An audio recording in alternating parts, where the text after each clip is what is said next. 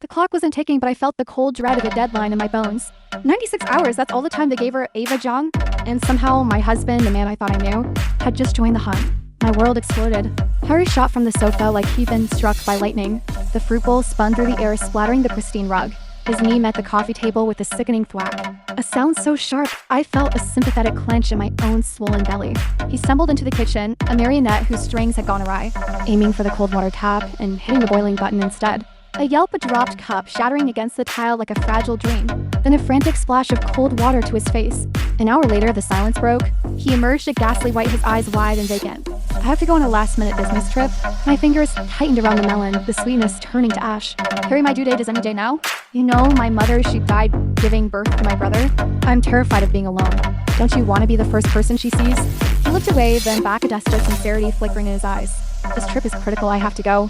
But I promise you, Julie, I'll be back before the baby comes. I laughed. It was a dry, hollow sound, even as a sharp, wrenching pain shot through my abdomen, and a warm, undeniable gush began to flow down my legs. I'll agree to it. Whatever happens because of this trip, you will face the consequences alone. A tremor ran through him, a ghost of recognition in his panicked eyes. He tried to speak to reassure, but his words were lost. He grabbed a bag, tossed in a few haphazard items, then fumbled with his shoes, desperate to escape. Dragging my feet, leaving a wet trail of amniotic fluid on the floor, I retrieved it from our room. I returned not just with his passport, but with the debit card for the account where he deposited 7 years of his salary. His hand trembled as he took them, his eyes rimmed with guilty, desperate red. He shoved the passport and the card into his bag.